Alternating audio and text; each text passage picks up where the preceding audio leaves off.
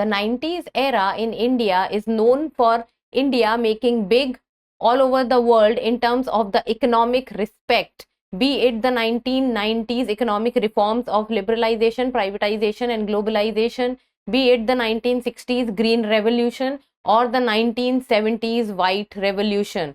The 1970s white revolution was the time when India made it big with regard to the dairy sector, and the production of milk started to take a sharp turn.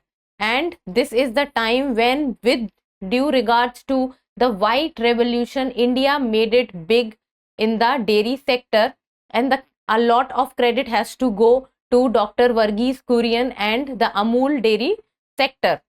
So hello and welcome to the In Focus series section. I'm Aisha, and in today's episode we will be discussing about the White Revolution 2.0.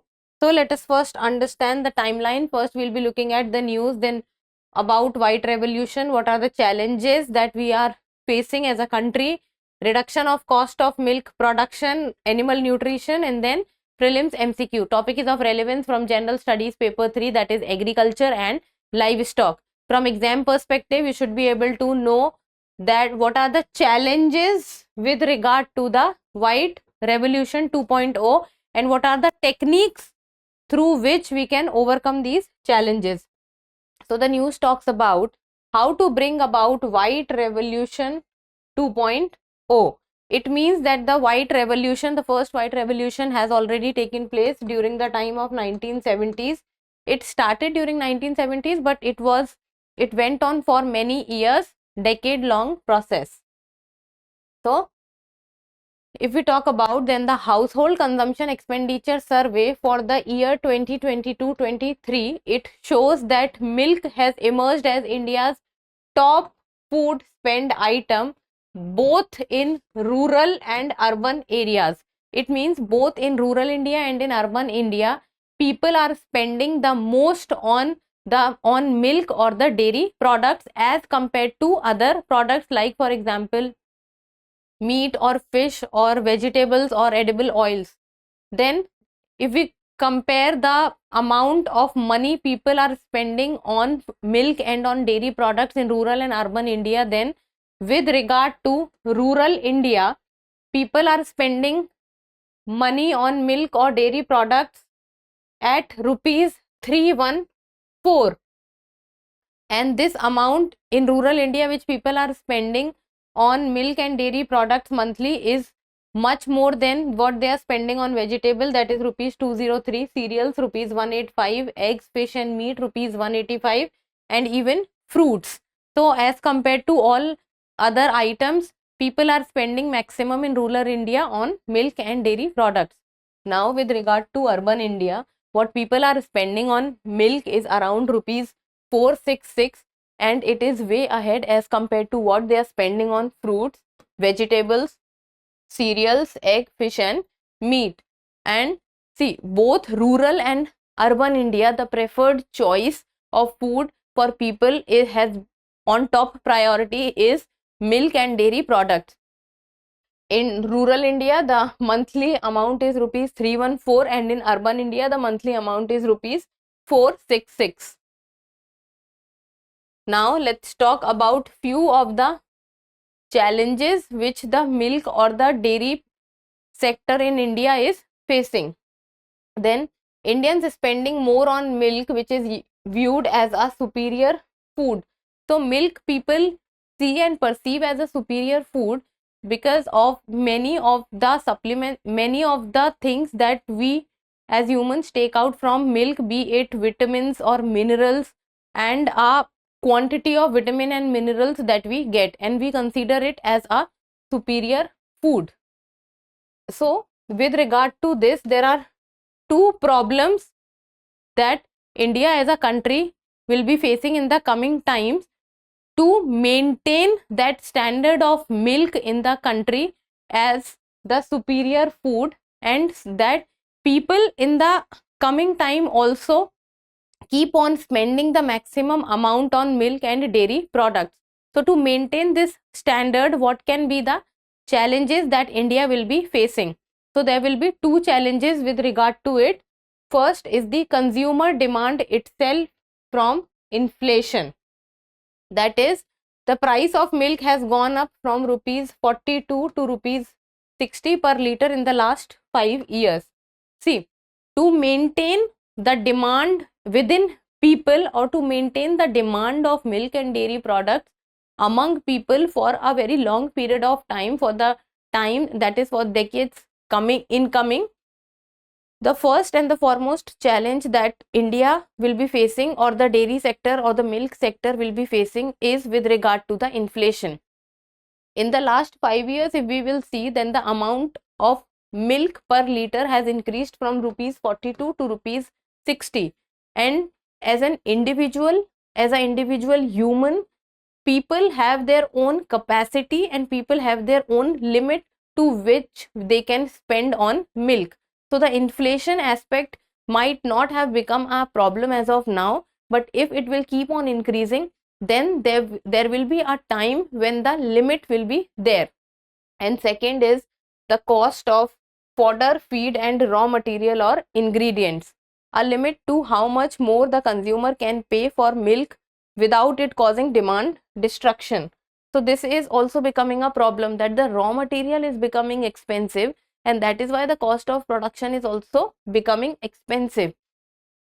Now, as a milk industry or the dairy products industry, this cost of fodder, feed and raw material needs to decrease, so that the cost of production for milk also decreases.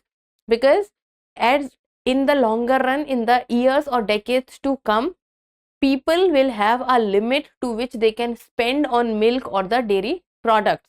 So if that inflation or that increase amount is not kept in check, then this might be creating a problem in the coming time, that people will not be ready to spend after certain amount on milk and dairy products. See this chart, it talks about the price of fodder, feed and ingredients with regard to year 2018-19 and year 2023-24. So see, the Amul Dan, which was earlier for rupees 1117, has now increased to 1540. De-oiled rice bran, which was earlier 8 to 11, is now 16 to 19. Maize, which were earlier 14 to 16, is now 23 to 25. Dry fodder, which was earlier 5 to 7, is now 8 to 14. So this shows us that inflation is showing and the prices are increasing, and these are the prices which is directly leading to the price rise of milk in the market. Now the reduction of cost of milk production. Now what can be done with regard to the reduction of cost of milk production, so that the production of milk, the cost can be reduced? So few of the things we have talked about, and then we need to work towards boosting milk yield per animal. It means that the animal, that is the cows, the buffaloes or the cattle from whom we are taking milk, per animal or per unit, the milk yield needs to be increased. It means that the amount or the quantity of milk they are giving, it needs to increase through genetic improvement and new breeding techniques. And how this can be achieved? It can be achieved through genetic improvement and new breeding techniques. And what are these genetic improvements or new breeding techniques? These can be, one of the example is the crossbreed cow. So the crossbreeding of cows needs to be done, and the breeds needs to be identified which are performing well as compared to others. It means that the breeds which are giving high yield of milk, so those superior breeds needs to be identified, and then mating needs to be done. Like for example, crossbreed cow giving birth first at 24 to 30 months can produce 5 to 7 calves over its lifetime. So in a normal scenario, 5 to 7 calves can be produced in a lifetime. So to increase this quantity of calves and also the milk yield boost, there is a technique which is known as the sex sorted semen technique. So the sex sorted semen technique, what under this what can be done is that the choice of cattle, or the choice of high yielding variety of cattle can be given. So the sex sorted semen, it means that the sex sorted semen, see, imagine there is a breed which is giving high yield and there is a breed which is giving low yield of milk. Then what will happen if you will have a choice, the sex sorted semen? So under this technique, the low yielding cow will not be chosen or the cattle will not be choosing, and instead of it, the high yielding animal or the high yielding milk animal would be chosen under this technology. There is 90% plus probability of only female calves being born, because the choice would be there under this. So the probability of producing a female would be more. Then there is another technique called embryo transfer technology, and under the embryo transfer technology, this can be done to exploit the high genetic merit of an existing cow.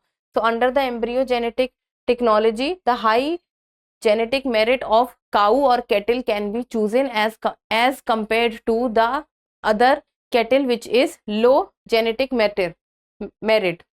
Then the recent technology which as of now has gained momentum is the extracting oocytes or immature ova directly from cows' ovaries using an aspiration pump. So all these technologies, in short, what it does is it prefers the high yielding variety, or it prefers the high yielding cattle over the others. So the high yielding cattle, when it is chosen, so the produced or the babies which are produced out of this will also be high yielding varieties, and that is how the production of milk can be increased. And if the production of milk can be increased, automatically the cost will be coming down. Now let's talk about the animal nutrition. So animal nutrition can be used to bring down feeding cost of animals, because we just saw that the fodder and the feed cost is going up. So feeding cost of animal can come down from animal nutrition. This can be done by cultivating high yielding protein rich green fodder grasses. So artificially also this can be generated. Protein rich green fodder grasses and reducing reliance on expensive compound cattle feed and oil meal concentrates. So oil meal should be reduced and expensive compound cattle feed should also be reduced. And the focus of White Revolution 2.0 would clearly have to be on lowering the cost of producing milk at the farm gate. So the aim is not only about increasing the yield of milk or increasing the production of milk. One of the major factors of the White Revolution 2.0 will also be lowering the cost of producing milk, so that milk in India or the dairy sector in India becomes competitive and remains competitive at the global level also, and also remains within the reach of normal people's pocket. Because if the amount or the cost of milk and dairy products will increase, then this will create a problem, that the buying capacity of people will also lower down. Now in the end, a prelims MCQ, and you people need to tell me the answer in the comment section. So the White Revolution in India was the brainchild of first Dr. Varghese Kurian, B. M.S. Swaminathan, C. Jawaharlal Nehru, or D. Mahatma Gandhi. I think an easy one. So give me the answer in the comment section. And that's all for today. Thank you so much for watching.